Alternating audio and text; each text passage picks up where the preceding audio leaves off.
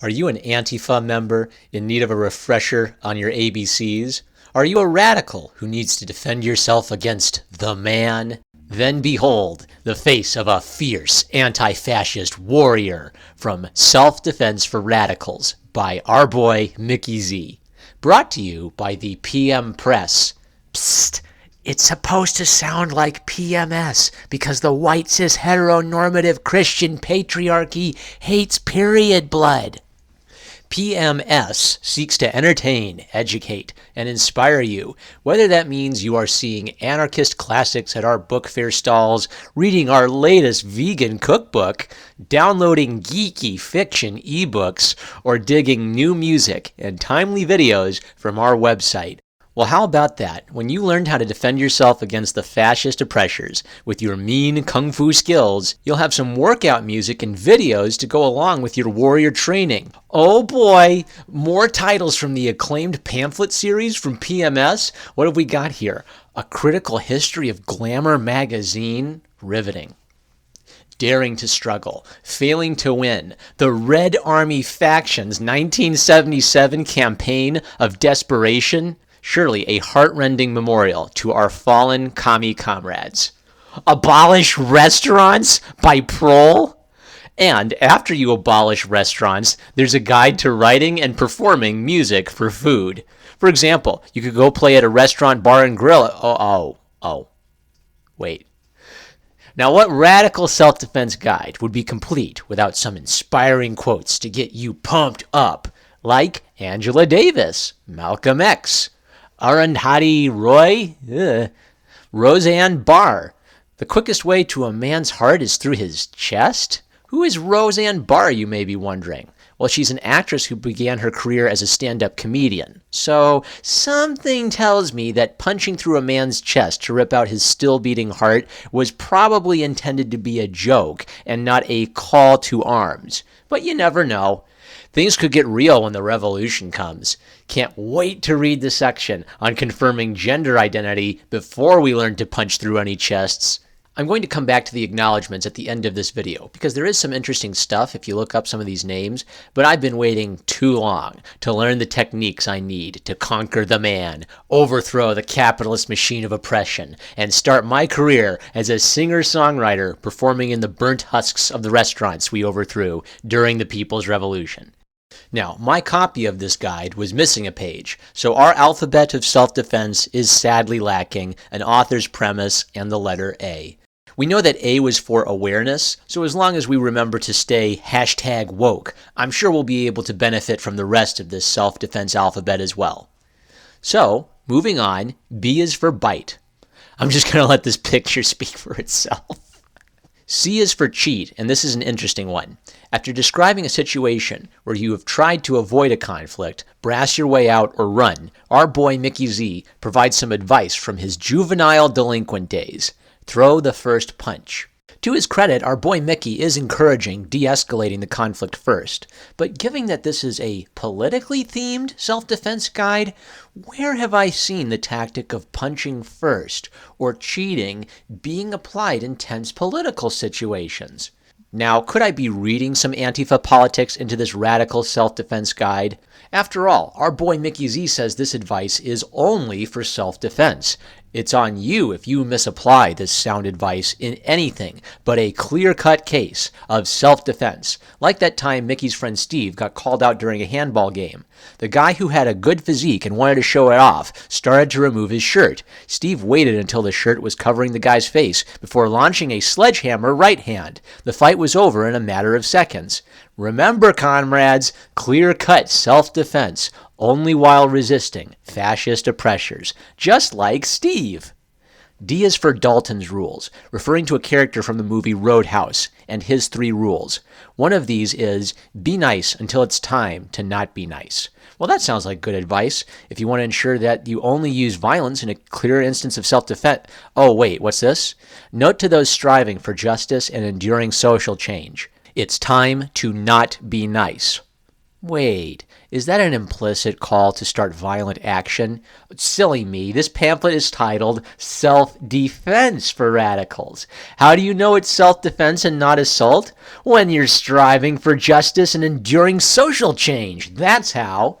E is for elbows. Okay, Muay Thai action. F is for the F word. No, not that F word, feminism. Well, our boy Mickey said it, not me. What is feminism, you might ask? Well, for our definition, we look to bell hooks. Government name, Gloria Jean Watkins. No capital letters in bell hooks, by the way, because capital letters are patriarchy, probably. Says bell hooks, a movement to end sexism, sexual exploitation, and oppression. Okay, so bell hooks and MRA, got it. Our boy Mickey adds, this description not only exposes any non-feminist as the dogmatist he or she is, it also dovetails nicely with the concept of self-defense. Excuse me, I don't think feminists should say men are trash. You dogmatist, bro! Mickey continues the theme of definitely not advocating anything other than self-defense and definitely not advocating initiating violence by discussing the iniquities, i.e. sins, which feminism seeks to abolish. So many physical attacks are essentially oppressive gestures spawned by a perceived ability to exploit a weaker, sick gender. The sick is there because biology is sexist and we need to call it out. What's an oppressive gesture, you may ask? As written, maybe our boy Mickey is talking about defending yourself from a punch, but gesture seems to be a bit broader category. Also, Mickey plays the word poet by talking about how the feminist movement connects to the movement required for self-defense. I'm sure that's exactly what bell hooks had in mind. G is for gouge. H is for headbutt. I is for individuality? Get the champagne. Are we not collectivists here? Well, it starts with a quote from Bruce Lee criticizing conditioning, the classical man, routine, ideas, and tradition. Bruce Lee was a fun movie actor, but I'm not looking for him for my advice on the value of Western civilization, thank you. Didn't his workout sessions involve a routine, ideas about training his body, coming out of a tradition of martial arts? What's being done here is Bruce Lee is being cited to bolster an East versus West dichotomy, where the radical opposes what the West represents. And of course, this advice becomes quasi-spiritual mumbo-jumbo that might as well be a nonconformist, just like me. Whatever Bruce Lee was trying to say with these quotes, you need to put on your woke glasses to understand anything going on this page. All fixed set patterns are incapable of adaptability and pliability. The truth is outside all fixed patterns. Without woke glasses, Bruce Lee is saying the same thing Mike Tyson is alleged to have said. Everyone has a plan until they get punched in the face.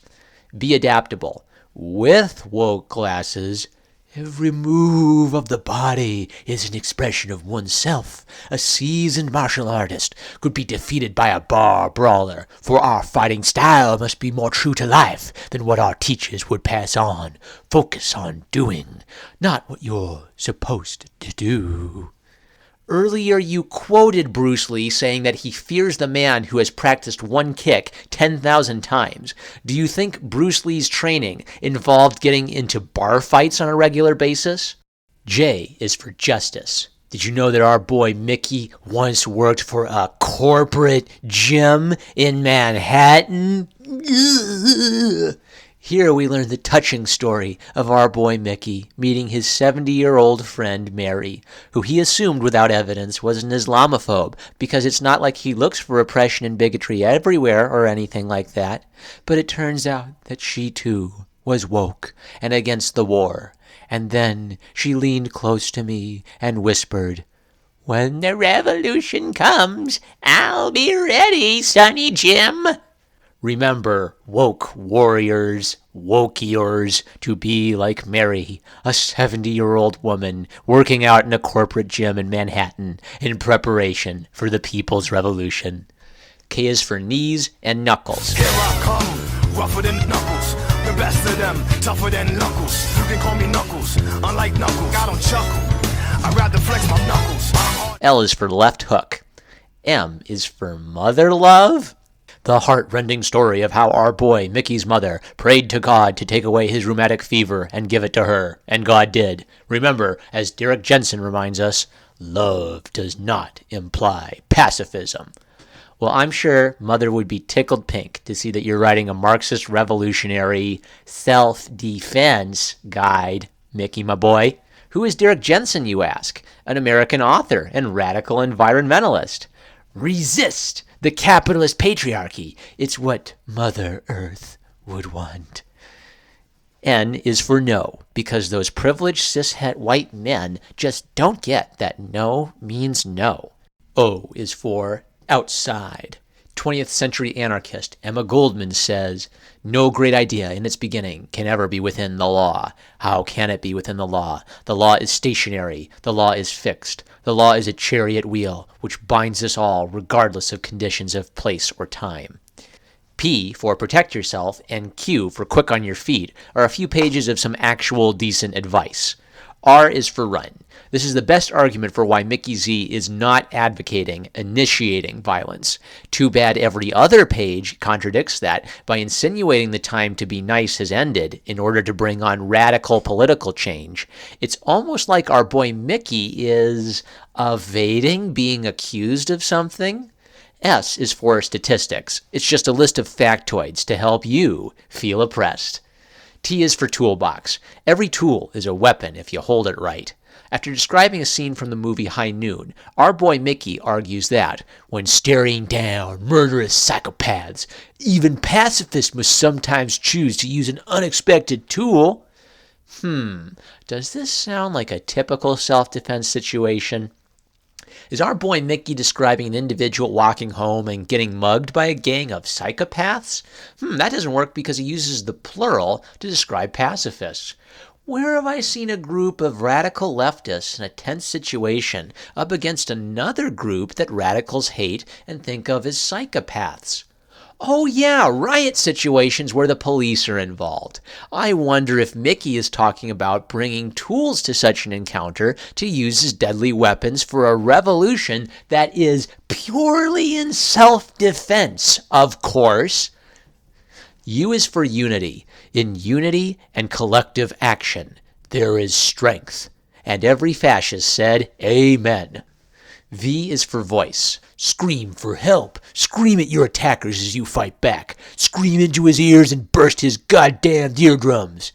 It's almost as if you fantasize about violence, Mickey, and take intense pleasure in these fantasies. Speak out against violence in the culture that encourages it. You just wrote about screaming into a guy's ears until his eardrums burst. Speak out against violence in the culture that encourages it. Never remain silent in the face of injustice. Then our boy Mickey offers one exception. If dealing with police, remain silent and ask for a lawyer. I had a sneaking suspicion that the police were in mind earlier in this book. Y is for yarbles, meaning testicle strikes, because biology has determined that men have sensitive testicles. Z is for our boy Mickey Z. Telling us about himself, Mickey writes, I'm probably the only person to appear in both a radical book with Noam Chomsky and a karate flick with Billy Tybo Blanks. It's almost as if there's a line of influence from left-wing intellectuals down to these kinds of goofballs. This bullet point may not make any sense until we bring out the woke glasses. I've been fortunate enough to have many strong, loving women in my life, in particular my mom and my wife/partner, Michelle. You, a doofus without problematic glasses, might say. What does that have to do with writing a self-defense manual? Me, an intellectual fueled by soy, might answer. Oh, snickerdoodles! What if I'm accused of mansplaining? What if my experience in martial arts is simultaneously questioned as both deriving from Western colonialist values and culturally appropriative of Asian cultures? I know! I'll talk about the strong women in my life and how that has motivated me to embrace radical revolutionary politics. Please, Michelle, I have needs! And finally, who gives a shit about qualifications anyway? You don't need credentials to kick an oppressor's ass. Okay, Mickey, my boy, I'll see your cartoony radical self-defense scene and raise you one AR-15. Now I ask you, what self-defense manual would be complete without closing words from Martha McCaughey, Ph.D. in the Department of Sociology at the Appalachian State University? Women who take self-defense instruction with whatever motivation and ideological perspectives are offered an implicit or explicit critique of the ways in which gender is constructed in a culture of male privilege which rests on the abuse of women.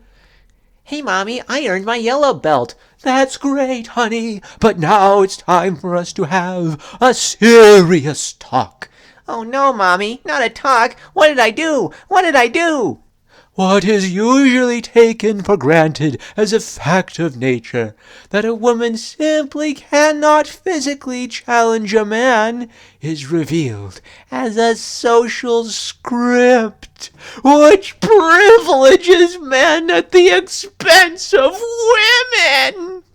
No, you daft harpy. It's not that a woman cannot defeat a man in a physical fight. It is that she is severely disadvantaged by biological realities in a fight, which is why things like guns and martial arts classes are offered to give her tools to overcome a physical limitation, similar to how a short person or a skinny young boy is disadvantaged against an older football linebacker. In Martha McCaughey's Feminist Planet, where PhDs are rendered meaningless, a woman in a fight with a man could easily win. There is no biological problems here for the woman to overcome, but there's a social script which holds her back, telling the woman she's screwed and the man that he will win. So with the power of patriarchy, the man's punches get stronger. That sounds like a convenient pseudo-intellectual way of checking your karate instructor's privilege when he tells you you fight like a girl, Martha. Self-defense offers the possibility of a critical consciousness of gender's influence on what we see as male and female bodies. Let's take a look at Rate My Professor. These go all the way back to 2007. I noticed there's a pretty heavy divide between the perfect 5-star reviews and the 1 or 2-star reviews. Some negative comments are that she expects senior level work from freshmen, that she changes her mind a lot. Some positive comments are that she's super duper smart and she's available and she's an easy grader. An average review says that if you just turn in your assignments, you'll get a 100%. So grade inflation is alluded to by both positive and average reviews. What's interesting is what a different picture is being painted here. She's either completely on the ball and very communicative, or she's unclear, changes her mind, doesn't communicate well.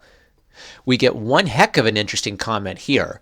Good luck being an LGBTQ student trying to take this class. She doesn't present the information to where you will feel included. It's very feminist preachy. She also grades way too harshly on things that are supposed to be easy.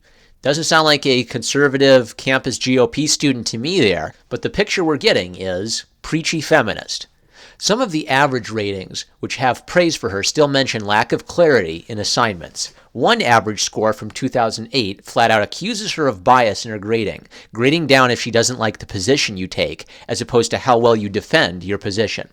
So, a range from the best and most ready-to-listen professor ever to someone who lacks clarity and may grade down based on her predispositions. What is a consistent thread over years from both positive and negative reviews is the idea that you can get an easy A if you do the assignments. I wonder if critical consciousness of gender's influence on what we see as male and female bodies has anything to do with this alleged lack of clarity.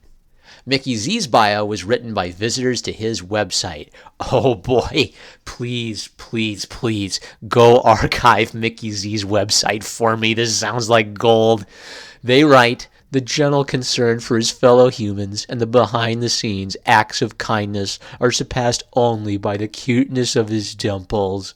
Aw, when he's not fantasizing about screaming into the eardrums of the fascist oppressors and they burst and their ears bleed.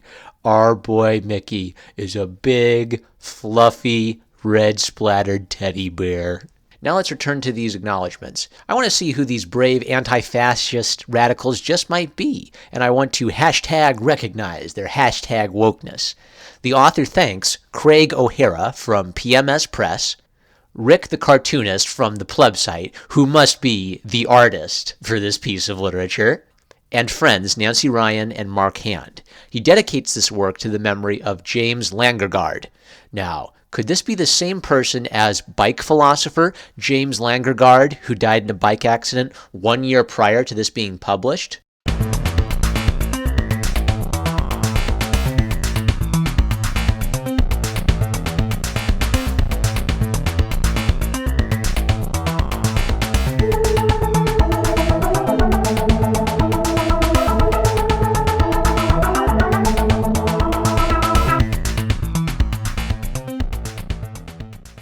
Once again, ladies and gentlemen, I am the bicycling philosopher on Bike TV, and we're here at the Transportation Alternatives Volunteer Appreciation Party discussing with people who all appreciate the existence of bicycles here, now to discuss the essence of bicycling. What to you, sir, is the essence of all things bicycling in New York? Essence of bicycling is becoming one with the bicycle. It's about moving fluidly through space, through the people and the environment around you.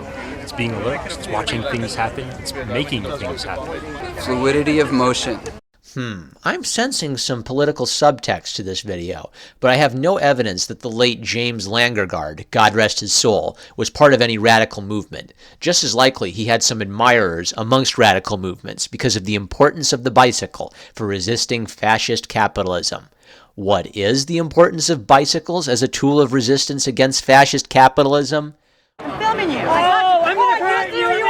Just do a mask on. Oh, shit. Well, aside from the obvious. But I'm afraid that the topic of anti-capitalist bicycles may have to be a propaganda review for another day. I'm #1 Marmaduke fan. I love you guys. If you enjoyed this review of a piece of propaganda, why don't you like, comment, and subscribe, and click the bell to receive notifications. Catch you later.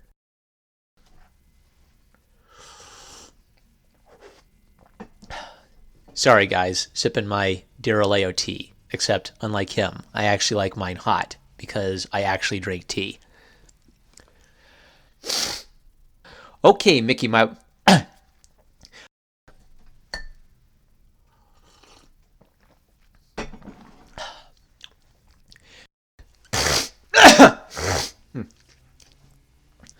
Well, how about that, when you learn how to defend yourself against the fascist oppressor? Well, how about that, when you learn to descend... You'll have some workout music and videos to go. Blah, blah, blah.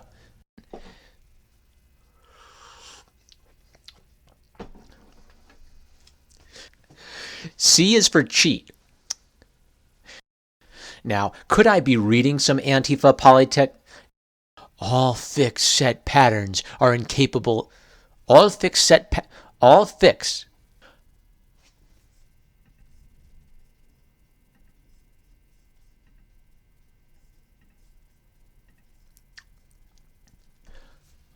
Oh, snickerdoodles. What I've accused...